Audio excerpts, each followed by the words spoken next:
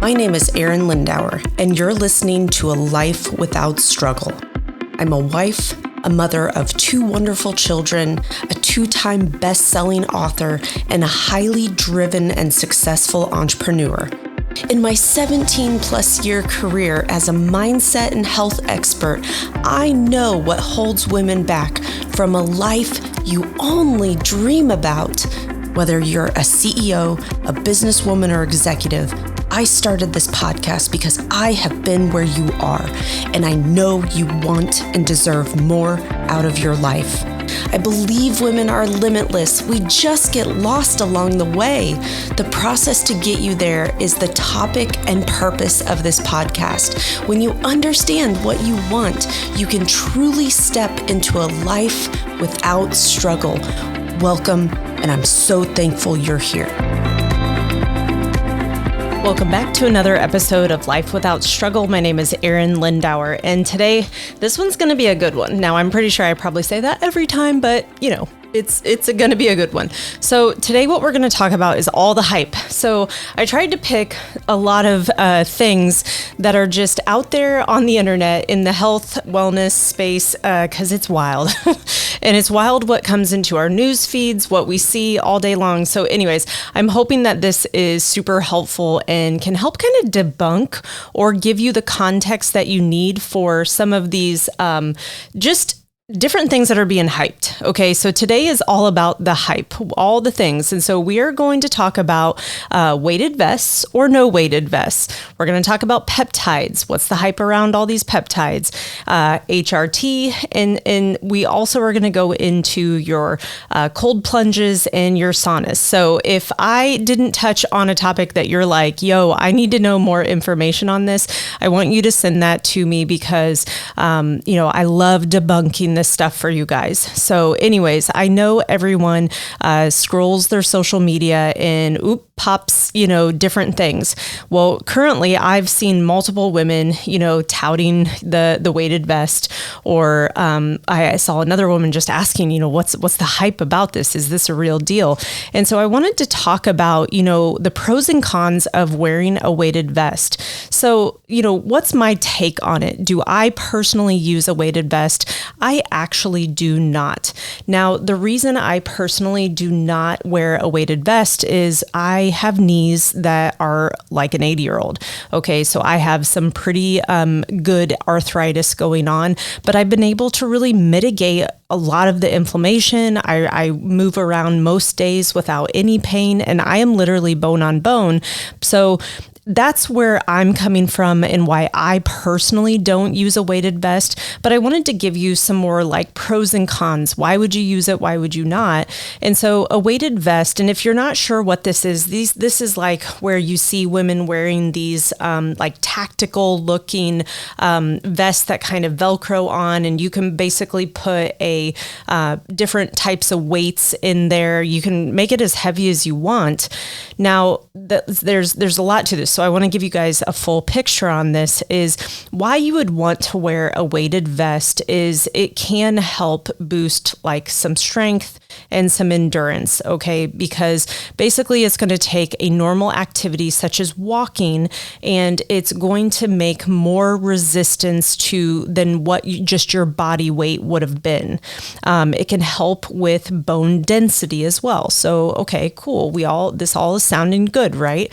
It also can increase how many calories you burn doing that same movement. So you're actually going to burn more calories while simply walking. Okay, again, it's all sounding good, right? So why would you not want to wear a weighted vest? Well, here's my take, and this is more from the sheer force and the force that you're putting on your joints, and why I personally choose not to wear the vest. And here's where I want to come from. If you are already carrying 10, 15, 20, 30 pounds of additional weight, meaning body fat, you don't need to be adding to that, okay? So I say that in love and respect, but you do not need to put more weight on your body and put more shear force on your joints if you have a fair amount of weight to lose, because you're going to put more stress on your joints. Sometimes I see women go too heavy, too fast. It puts a tremendous amount of pressure on the knees, the hips, your back, and especially if you already have injuries or joint problems. It also can change up your form. So I've also seen women use this in squatting patterns, in lunges. And so you got to remember, you didn't have weight on your chest and now all of a sudden you do, or on your back. And so it is going to throw off how you normally would do the mechanics and can lead to injury. So these are the things that and here's the other thing too, is this does not replace progressive overload training. Okay. So again, you want to really think about, okay, why would I use this weighted vest? I had a friend ask me, she was like, hey, why would I wear a weighted vest or not? Is it a thing? Should I not or not do this?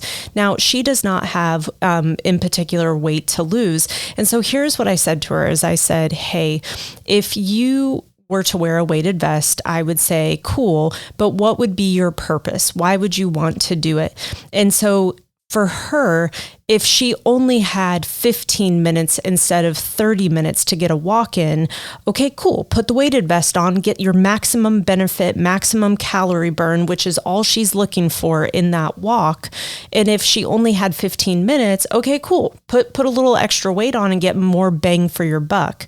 And so I kind of explained it to her like that. I said, hey, if you want to get more bang for your buck in a shorter amount of time, but I said, hey, if you're going for miles upon miles, I just personally wouldn't do it to a person who is approaching 50. Okay. So that's where you want to really look at the pros and cons where you're personally at. What are you trying to get out of it? If you're just trying to get a little bit of an extra calorie burn and you're already in, quote unquote, decent shape, then okay, I could see why. If you don't have any knee problems, and again, we're just trying to get a little more of a calorie burn, or we want to maximize our efforts in less time, okay, that makes sense. But to come full circle with this is the weighted vest can be a tool, but you have to make sure that it's appropriate for you personally. If you're already 20, 30, 40 pounds overweight, don't go adding more weight to your body. You're already carrying weight, if that makes sense. And so this is something that we really want to think about. If you have any issues with joints, things like that, it's probably not going to be advisable for you. Is it going to be a challenge? Yeah, of course. I mean, personally, would I enjoy wearing a weighted vest? Probably. I probably would enjoy cranking up my walks, but for me, it's not worth anything that would happen to my knees. I'm in such a good place with my joint pain. And so for myself personally, it's not going to be something I'm adding into my regime. So hopefully that was helpful on that one. The next topic I want to talk about is peptides. What's the hype around all these peptides? And listen, there is no shortage of crazy stuff on the internet with peptides. And there is a ton of gray market, I can't even believe that this is being sold. And anyways, it made me want to do this podcast specifically because there's just so many things that I see women getting their hands on. And, it used to be just random supplements and stuff like that. And now I'm just like, oh my God, you guys, you cannot be injecting stuff that hasn't been prescribed and isn't being overseen by your doctor. So I wanted to bring this into my podcast on what's the hype on the latest trends here. So what are peptides? Peptides are short chain amino acids that are basically tiny proteins, and they're going to act as little messengers inside your body. And they help with a bunch of different things. So they can help with hormones, metabolism, healing, fat loss, muscle growth, and even your skin health. And so think of them like these little text messages that your body sends to the cells and tells the cell what to do. So, okay, what is the hype? Well, peptides can help address a lot of issues that actually matter here in our 40s, 50s, 60s. And it's something personally that, I mean, for a lot of you, you've seen myself just literally transform. I am literally in the best shape, the best health I have been in my entire life. And I will attribute it to a lot of this peptides that I personally have been using. And all of this has been done with extensive biomarkers, meaning lab work that I have done every 90 days and has been overseen by my physician. And so we hired a company. It's about nine months ago, and it's been amazing. And so I want to share this because there's a lot of different peptides that can help with hormone support. It can help you with fat loss and lean muscle. It can help you with sleep and recovery, skin, hair, gut health, that kind of stuff, inflammation, and then also joint and just recovery. And so even for myself personally, like you hear this and you think, oh gosh, this is like, really awesome stuff. Why would I not take it, Arin? Why wouldn't I take a peptide? Well, because not every peptide is going to work perfectly in your body. You are one of one. And these blanket conversations people are having, or they're putting a lot of different stuff out there on the internet saying, take this, take that. And here's the thing, right now, anything in a pill form that claims to be these things is not, it's not going to give you the same benefit. And so it actually can be quite a waste of money. And I've had a lot of women send me a lot of different things. And I'm just like, no, you haven't had labs done. You're not being overseen by a doctor. This is not stuff I would mess with. I mean, even for myself personally, without having the extensive blood draws, doing the DNA, the genomic testing that we've done, I wouldn't have known my methylation pathways. I just spoke with my genetic counselor on Friday, and just the other day, and she was sharing with me how my genes were expressing and what things have gotten better. And, we're given this set of DNA, but it's very interesting how our environment can express things differently. And so she was like, hey, from when we first started, almost all of these markers were red. Now you've got just a couple. And so it actually has been pretty cool to see how much I've changed with some of this support, with some lifestyle changes. And so some different things for myself that like I personally use is I was using tesamorelin, and I've actually now just moved into ipamorelin, CJC compounded with it. And so this is going to be for your natural hormone, basically helping release growth hormones. So because what happens is as you age, this stuff will decline. Other things that I've used that have been helpful is the ipamorelin absolutely helps with regulating cortisol, getting into a deeper sleep, faster muscle repair, and that has been very, very life-giving. Another peptide that has been extremely helpful for myself personally is BPC 157, and this has been shown to help with gut healing, reducing inflammation, which is the main reason that I've been taking it. It can also help with like skin elasticity, and so it can also help with healing any ligaments, tendons, helping with chronic pain. It can help someone post-surgery, healing. It can reduce downtime. And so again, all this stuff sounds amazing, right? Like this is something like, oh gosh, sign me up. This is what I want to do. Well, here's the catch. It's not magic. If you're not eating well, if you're not training, you will not get the same results from taking this. And quite frankly, you will be wasting a lot of your money. So what I want to share with this is even when we were looking at the concierge functional medicine telehealth practice that we hired, this has all been out of pocket. they said to us, and I thought this was just beautiful. He was like, if you guys don't do the things, this stuff is not going to solve your problems. He said, you have to be training. You have to be focusing on sleep. You have to be eating well. And he said, if you're doing those things, you will absolutely see the results you want. And I'm a testament that yes, this stuff all does come together when you're doing all the right pieces. You got to be focused on managing your stress and sleeping, because the peptides are not going to save you. And they do require medical supervision. These are prescriptions and they need proper dosing based on your blood work. And you need to do your blood work every 90 days so that you can see, okay, cool, where am I at? The problem is so many people will just grab something on the internet, start injecting it, and it's just like, oh my gosh, that has bad news bears written all over it. It's actually pretty scary. There's just so much garbage out there online. So not all peptides are the high quality or even legal without a script. So don't do this on your own. That I will tell you that we have access to this, but you cannot just do this on your own. And again, it just does not, peptides will not solve what you're not already doing. So peptides are going to amplify your results.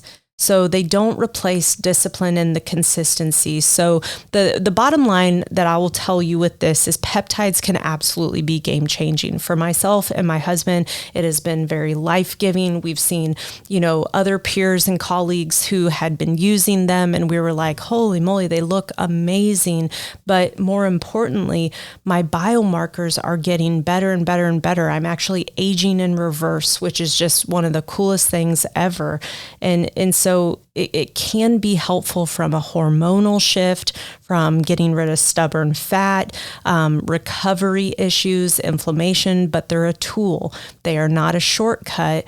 But when you pair it with the right nutrition, right training, the right mindset, it can be powerful. So hopefully that helps on some of that, but I really do want to make sure that you're doing this the right way. Okay, so let's dive into hormone replacement therapy and the pros and cons of it, especially for my women who are 40 plus. You're navigating perimenopause. Some of my women, closer to their 50s plus, you're in menopause, and there's a lot of symptoms that can come with it. And so, okay, do we need hormone replacement therapy? This is going to depend. And so what can you expect from hormone replacement therapy is you can get a lot of symptom relief, like hot flashes, night sweats, mood swings, anxiety, brain fog, vaginal dryness. And it just helps you feel like yourself again, especially if hormones were crashing. You can get way better sleep at night. It helps regulate cortisol and circadian rhythm. And you can finally just get that deep restorative sleep that, that just fixes everything.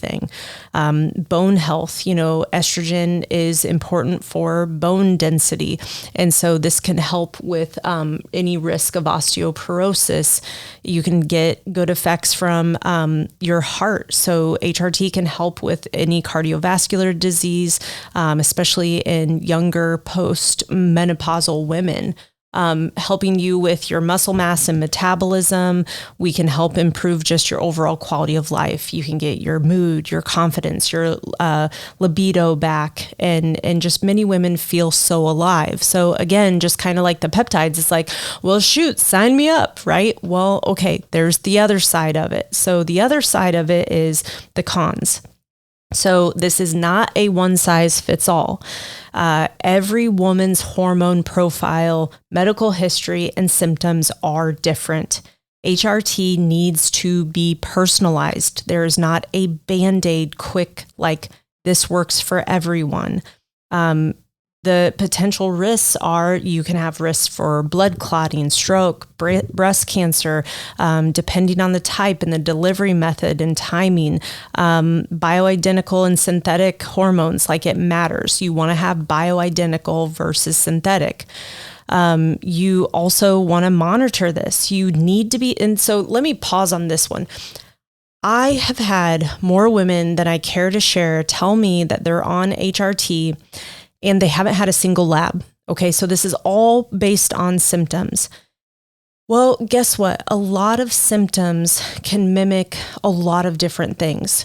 So again, if we're not doing all the lifestyle things, if we are not focusing on our sleep and actually putting ourselves in a better environment for sleep, if we're not moving our body and progressively resistance training, if we're not focusing on good protein and eating, real nutrient dense meals, well, guess what? Your hormones are going to be off because you have more adipose tissue on your body.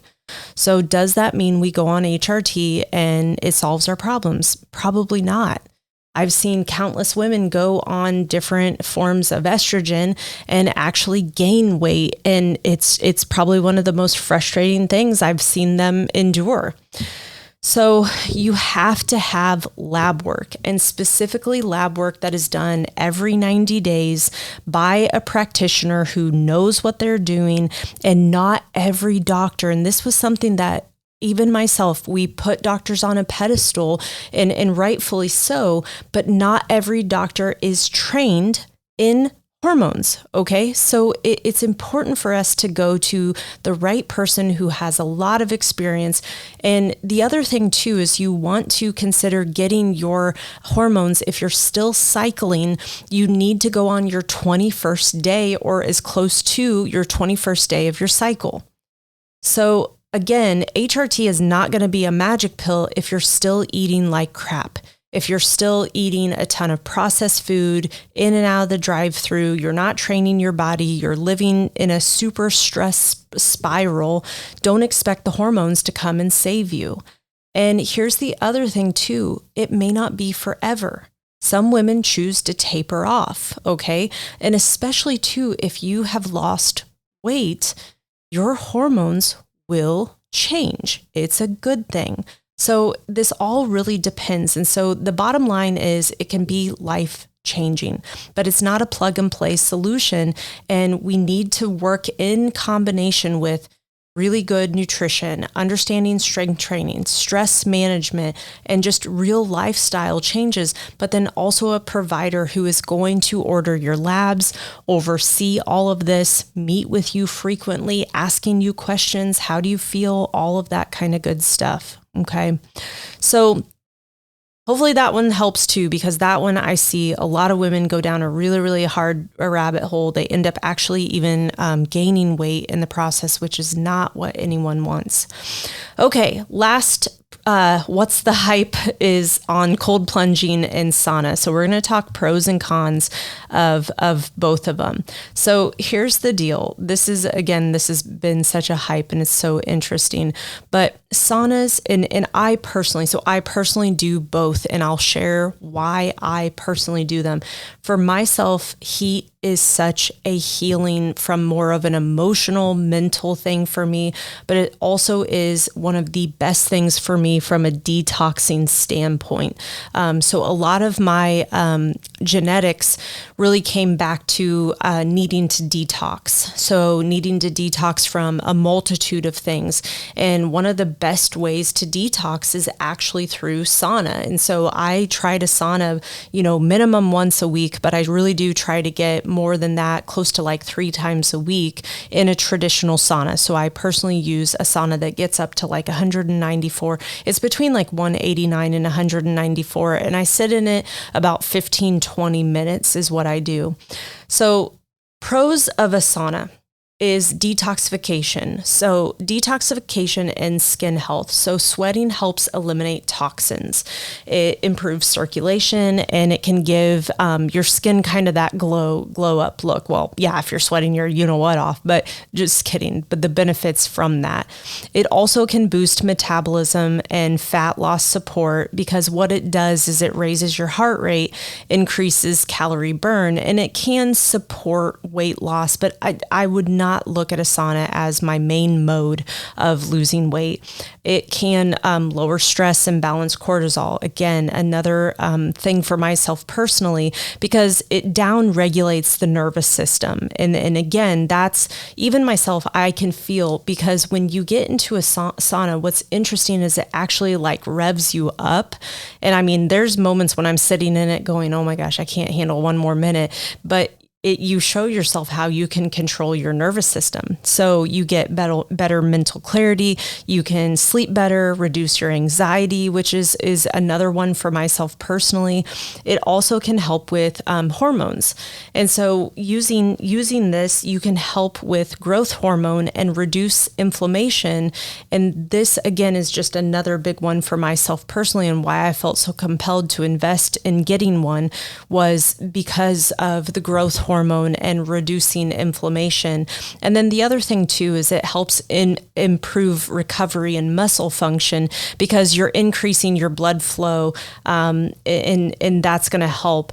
Pros of doing a cold plunge. So cold plunge can absolutely help with energy and more of the mental fortitude, the mental grit, if you will. And so what it does is it actually immediately gives you that dopamine surge. So it's going to increase your mood immediately. It's going to build more of that mental resilience and stress tolerance. This is personally why I use a cold plunge. The cold plunge absolutely challenges me every time.